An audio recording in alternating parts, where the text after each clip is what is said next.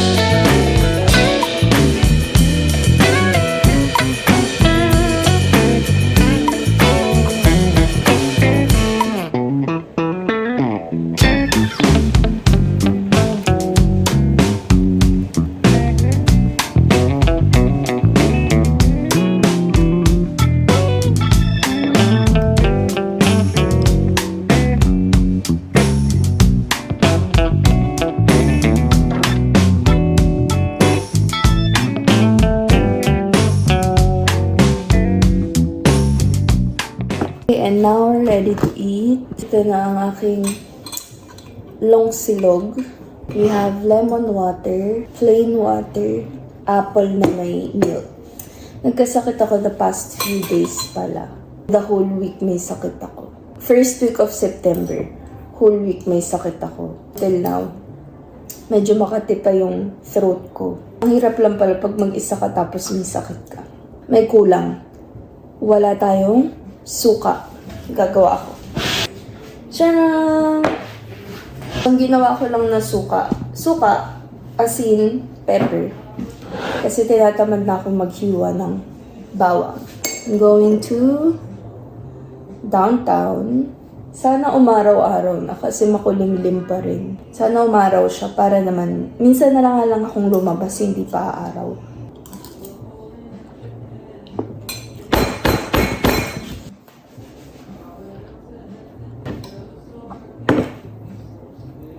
So, di ba nagkasakit nga ako? Tapos nag-video call kami ng pamilya ko. Noong napansin nilang ubo-ubo ako sipon, sabi nila, may sakit ka? Sabi ko, meron. Hindi pa malala yung ubo-sipon ko nun. Sabi ng tatay ko, baka naman nakakalanghap ka ng sigarilyo dyan, ganyan. Sabi ko, di na nga ako lumalabas ng bahay. Sabi, yan. Sabi ng tatay ko, yan. Hindi ka kasi lumalabas. Sabi niya, hindi dapat puro aircon lang hangin mo dyan. Dapat meron ka nalalanghap na fresh air at naaarawan ka. So, saan ako lulugar, diba? Pag sinabi kong lumalabas ako, sasabihin, nakakalanghap ka ng sigarilyo sa labas, kaya ganyan. Pag nasa loob ako ng bahay, kasalanan ko pa din. Pero baka nga it's the season. Marami ding nagkakasakit. Kaya, kailangan na magpa-vaccine. Tagal kasing umuwi ng mga kapatid ko sa US na kasabay ko magpapa-vaccine. Hindi pa umuwi-uwi. Wala naman silang ginagawa doon. Chaliz.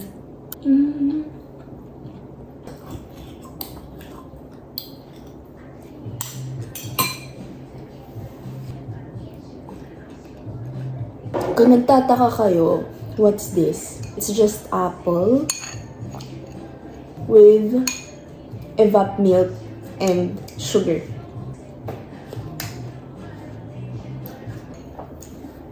Hindi ko rin alam kung anong invento yan. Ang saya ko lang kapag nakakain akong ganyan kasi it tastes like Christmas. Para siyang fruit salad pero hindi siya salad. It's just one fruit. Masarap siya, i-try ninyo.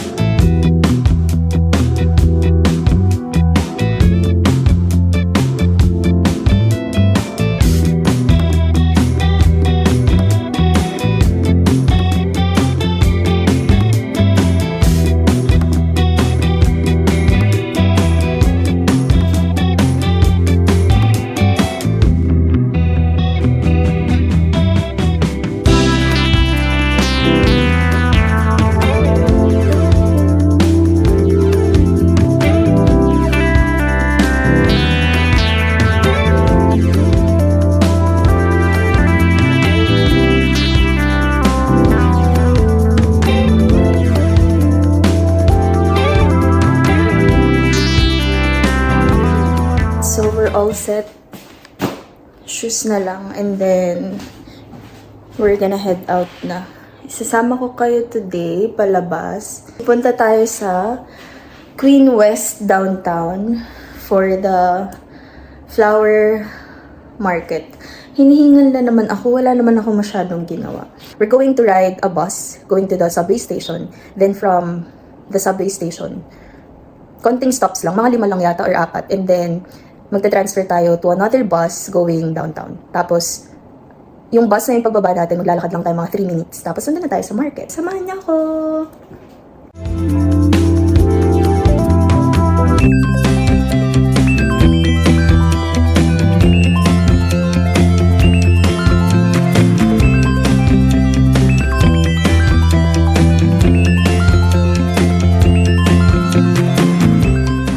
We're out and about. Yung lakad from my place to the bus stop ay 3 to 4 minutes. And then, mabilis lang din. Parang mga 4 minutes to 5 minutes nasa subway station na. Convenient naman.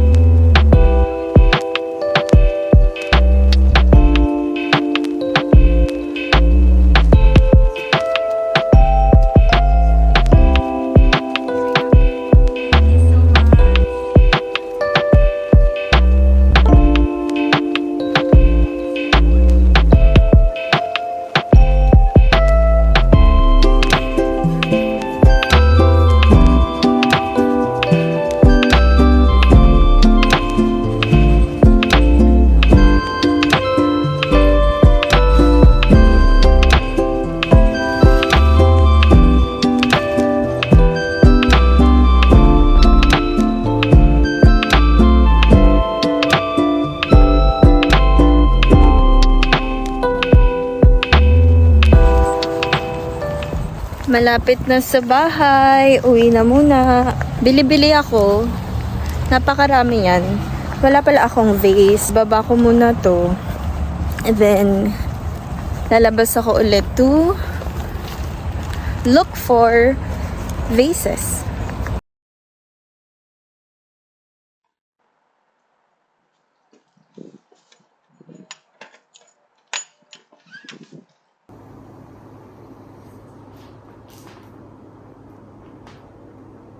Change outfit. Hindi ko talaga kaya ang mga skirt na yan. So, mag-pants na tayo. Tapos, itong maluwag-luwag na top. May kakainan tayo. Meron masarap na kainan na na-try ko na once. At itatry ko siya ulit ngayon kasi nagkikrave ako sa ganong lasa. Magka-canvassing tayo ng flower vases. Isa or dalawa? Siguro dalawa para safe. Tapos i-arrange natin yung mga flowers na andito pala. Andyan muna sila. Yarn.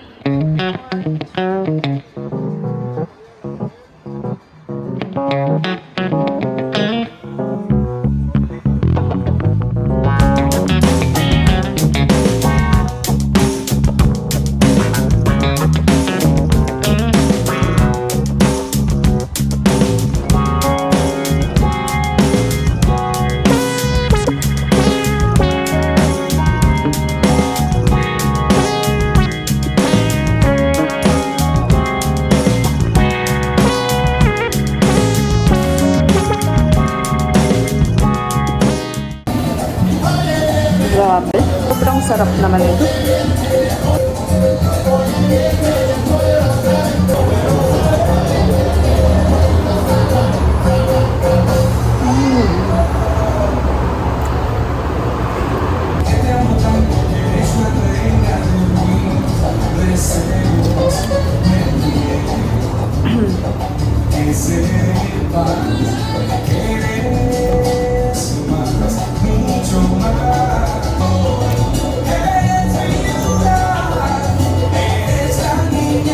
Sayang.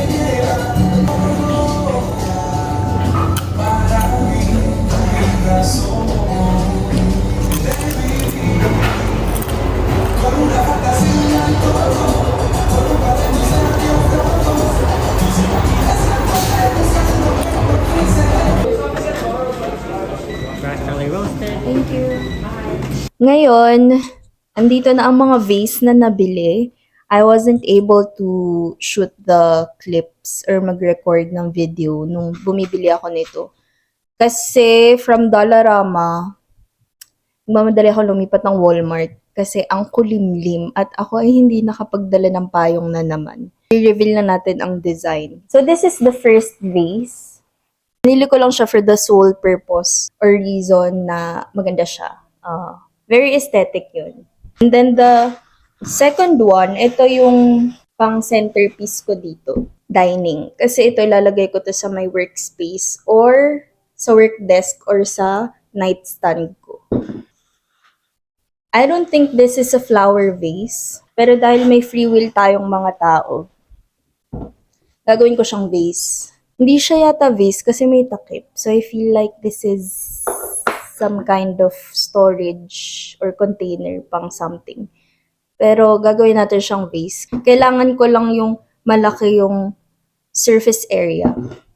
Tsaka medyo matangkad. Tapos white din kasi siya, o, di ba?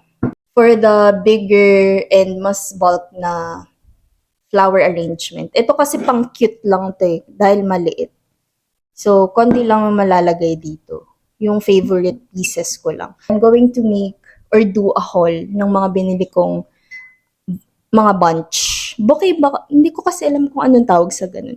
Hindi naman siya bouquet. Parang bunch siya. Yung first kong binili ay build your own bouquet. Lapit kayo dito. Babanas ako sa inyo. Layo niyo eh. Ako pumili ng pieces na to. This is the first one. Sasabihin ko ba yung price? This build your own bouquet cost me $33. Ang underwhelming ba? Wala lang. Para lang na-experience ko yung build your own. So, tingnan natin if mapapaganda natin siya mamaya with some of the other bunches. Next one, maniniwala ba kayo? Maniniwala ba kayo na these 2 bunches is for $20? So, one for $15, one for $15, and then 2 for 20. Ay, tumalon. Ay, nabot. If I'm not mistaken, oh my God, hindi ako sure. Baka hindi to tulip kasi sobrang mura naman. Pero mukha siyang tulip. Tulip yan, di ba? Comment nyo nga kung tama. Di ba? Tulip naman yan eh. Hindi pa lang siya nakabukas. Kung hindi siya tulip, edi sorry na, pagpasensya niyo. Tapos, sunflower. And the last one, ito yung favorite piece ko kasi ang cute niya talaga. This is from Mother's Garden Floral Design. Tapos may paganto pa siya. May basket-ish. Look at that. Eee. Tapos may nakalagay pa siyang I think you're a badass na sign. Wala lang, cute. Ayun, napaka-cute, oh. Parang galing lang sa date. Oh, di ba?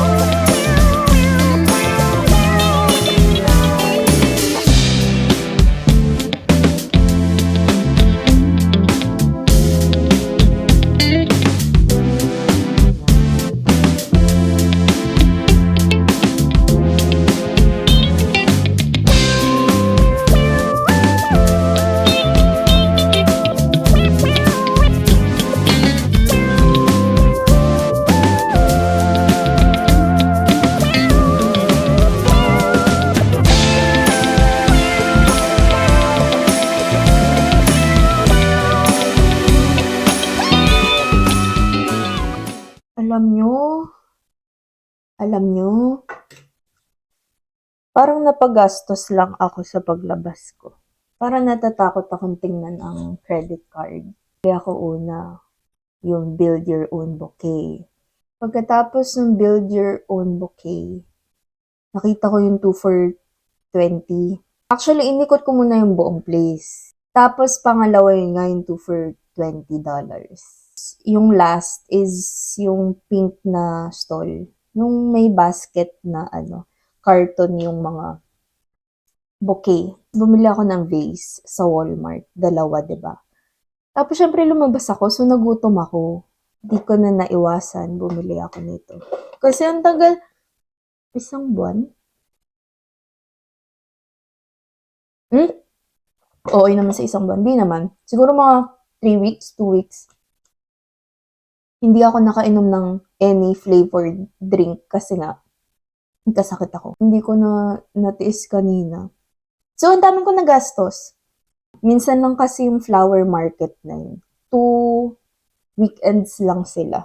Hindi ko alam kung for the year yun. Mukhang hindi naman. Pero yung for fall yata na schedule nila, 1 September, 1 October. Nakikita-kita ko siya sa TikTok actually. Sabi ko, gusto ko na nito kasi for the past 2 years na nandito ako sa Canada, never, nag-blink-blink na naman. Okay, wag. Magbababay na ako, guys. Nag-edit na ako, oh. 'Di ba? Para ma-upload ko. Magbababay na ako. I hope this video entertained you kahit papaano. Take care, everybody. Drink lots of water, and I'll see you on the next one. Bye!